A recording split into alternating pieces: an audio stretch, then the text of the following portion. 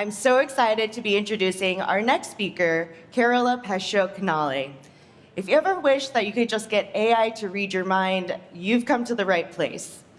Carola will explain how structured thinking can give your AI superpowers, so it's not just acting like an assistant, but like a true collaborator. Please give a warm welcome to Carola.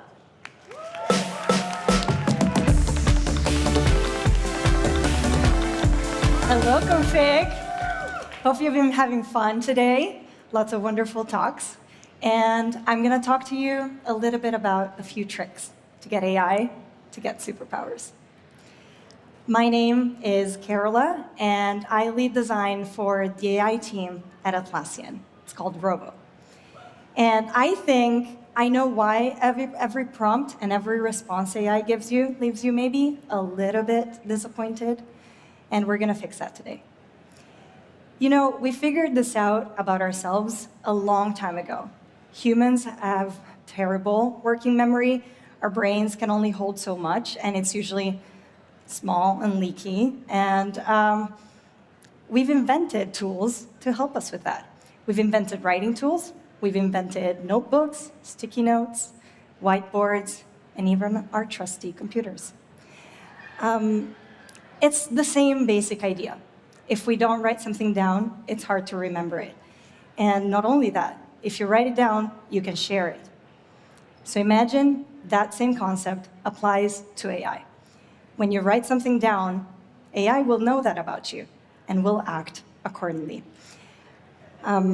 Even the most expensive model on Earth, hello, Fable 5, still can't read your mind. So let's talk about how to give your AI the superpowers it deserves.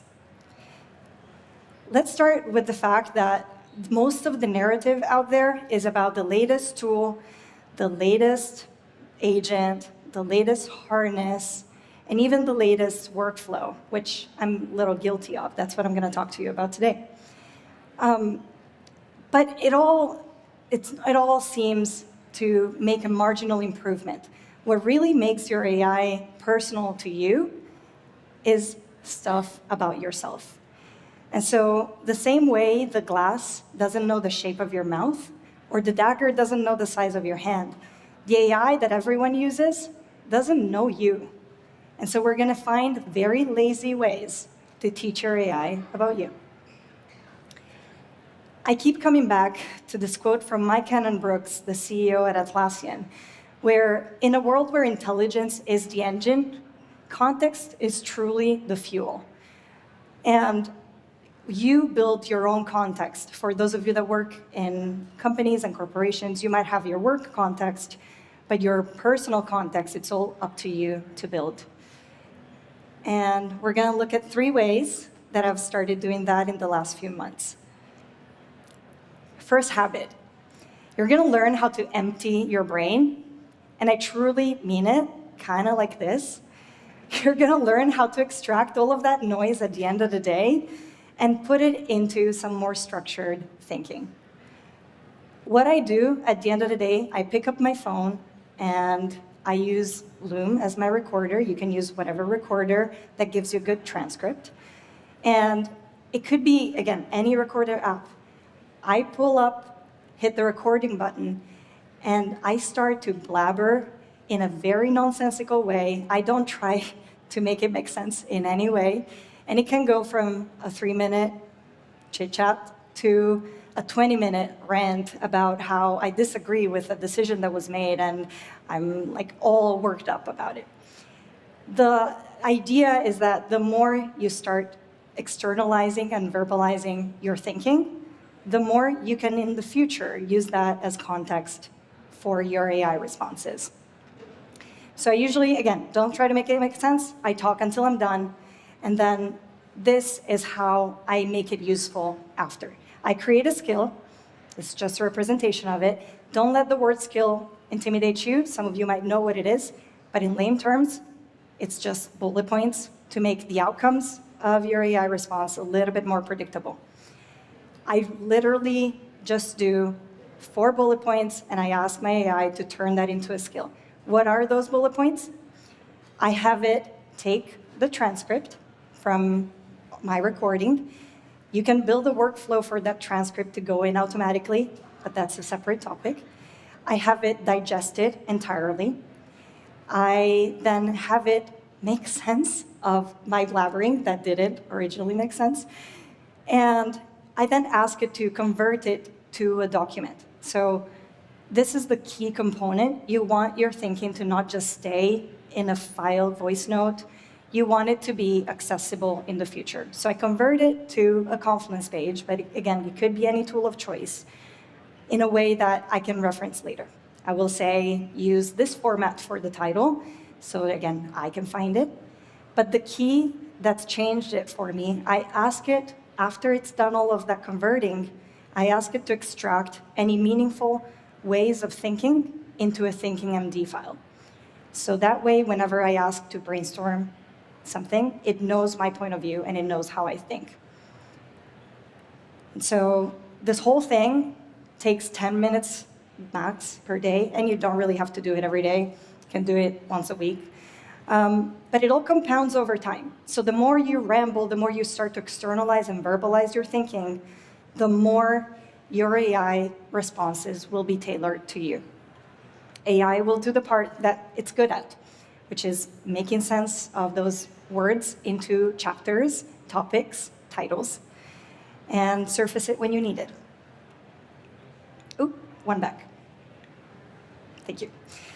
Second habit, you're gonna train your AI to write as you. We've all seen this. Everyone in this room at some point probably said, that sounds too much like AI. I can't write that publicly. I can't use that. And this seems such a simple thing, but it's a key component to being able to trust your AI reliably to write with your tone. The reason it really sounds like AI is because if you think about it, it just sounds like nobody's specific, because it was trained on everybody and on anything.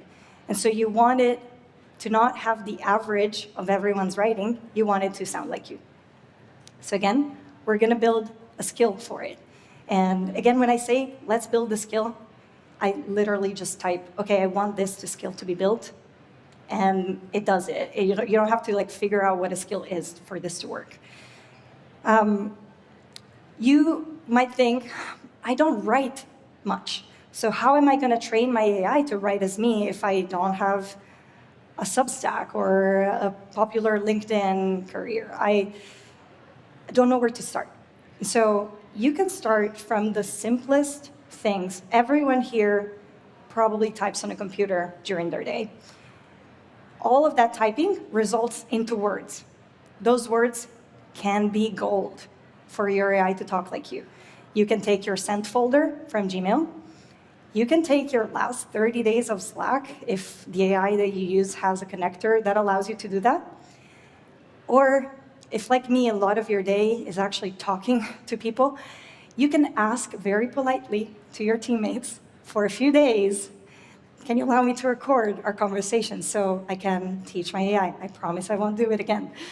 And you just need really a few of these. AI can really do a lot with very little. But this is going to make a meaningful difference in trusting what it writes for you. If you are a writer, you know where to find your writings, you know where to find your words. Your voice is really already out there, so this is the main learning that I want you to take home for this skill. You might not know it, but you're all writers. We all write somewhere. And then let's get into the third habit, which is my favorite. We're going to spend a little bit more time here. It is the one that is a bit more personal, so I'm going to expose myself a little bit here. Please be gentle. But it's really about giving your AI eyes. Again, all of these hacks are about being as lazy as possible in making sure you get the best outcome. One is speaking, one is taking pictures. So what I have here is my phone and a camera, which is also just a prompt machine, basically. Imagine you can really take photos of everything, and that becomes context for your AI. You can snap, send to your AI with 3-word prompts. I'm not even joking, 3-word prompts, and you start to build your context. Let's look at a few examples of things that I've said to my agents and that I've sent to my agents. Again, be gentle here. This will make sense, I do promise. I'm going to move homes in a few months. And as anyone that has gone through a move, there's something really exhilarating about decluttering and throwing away a bunch of stuff. But there's also something like really satisfying as an immigrant to find a way to make money out of it. So I've decoded a way to take pictures of the things I have that I really want to part with, and try to make some money out of it. So I'm going to share with you a little bit of how I built this skill and what it's going to do for me. I take a photo of this like very unpleasant garden statue that the previous owner decided to leave in my yard, thinking they were making me a nice gift. Also, it's up for sale if anyone wants it. I can really like drive it to you. I just say garden statue cell, and what this does is it takes the photo, analyzes the objects, analyzes the condition of the object, whether it's in brand new condition or not, finds me a link for an equivalent thing and how much it costs, and estimates how much I can sell it for, and if it's worth selling. This I can do over the course of 2 months. I don't have to do it now. I can just walk around the house when I see something, snap, sell. Snap, sell. And it builds an inventory of all the things that I want to get rid of, but hopefully can be someone else's treasure. We're going to get into a bit of a more rapid fire of things that I've sent to this AI, unrelated to this skill, but just to prove the point that taking a photo can really shorten the distance between what you're thinking and what you want your AI to do. We do workouts at home, and I have to remember how much I was lifting. 5 pounds maybe for the first one, 10 pounds maybe for the second one, and I just voice message it with the photo, and that's how I track my workouts. Or I get to live on a lagoon where I get really cool birds stepping on my deck, and I don't know what I'm going to need this. I really don't know what I'm going to need this for. I'm not a bird photographer, so pardon the blur up here, but I don't want the bird to leave, so I had to use 10x zoom. And I just log the bird. What bird is it? It tells me which it is. And for the day that I'm going to want to build an app where I can catch birds like Pokemon, I'm going to have all the photos. I'm going to have it all. By the way, that was a great blue heron, very popular in the Bay. 2 more work examples. Maybe you can relate to this. There's a ton of tools for task tracking out there, maybe some built by the company that I work for. I still write my tasks in the paper notebook, really. And I don't know if you've always wanted this, but I've always wanted a way to merge my physical note-taking and my physical to-dos with the whatever tool of the year to track my tasks online.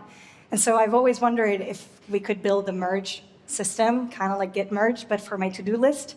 And this is exactly what I do. I take a photo. It usually looks a lot more messy. I cropped it up for you guys, so you don't get to see my messy table with crumbs. And another example that you might be familiar with as designers is when you want to just have an idea and you want to make it a little bit better. You want to get fast from idea to execution. We have a lot of tools, but the best tool, in my opinion, is still to sketch something out and just say, build this. It'll get it wrong. It'll be awful on first prompt, but it gets you there faster. And it's been a way that, again, I've been cutting the noise between what I want and what I'm going to try to achieve.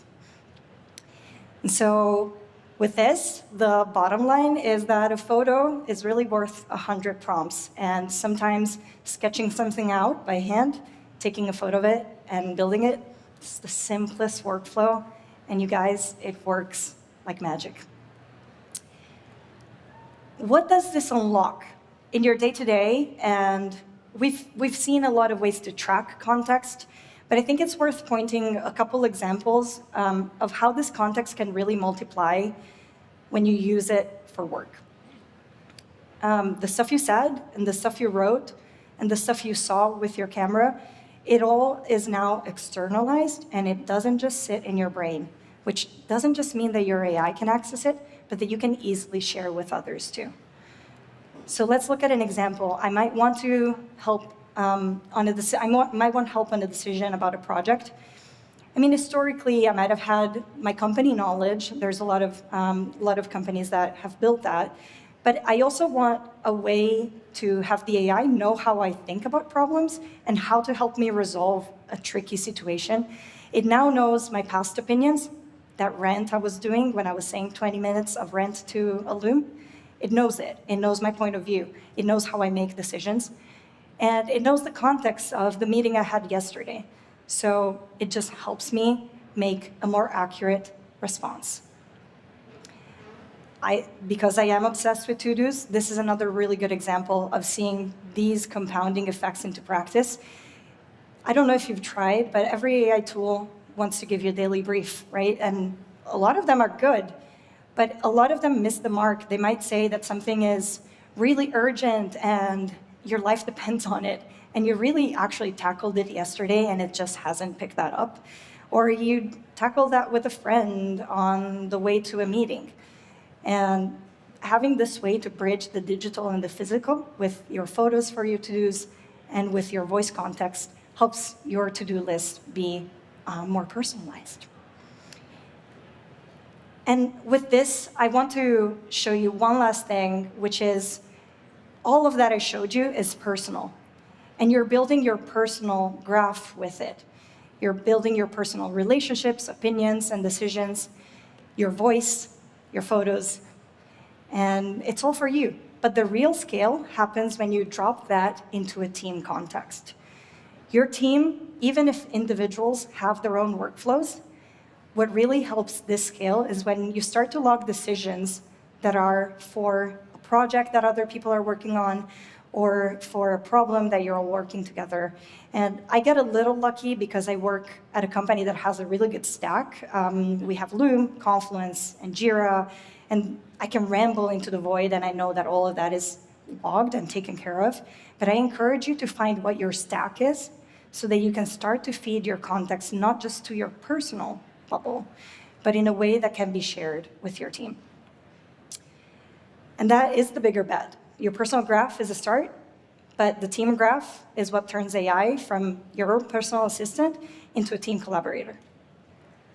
And so with this, let me rephrase my Cannon Brooks quote and say that I think it's about time we stop optimizing the engine and we start fueling it with your context. Thank you all for listening, and I hope I'll catch you around.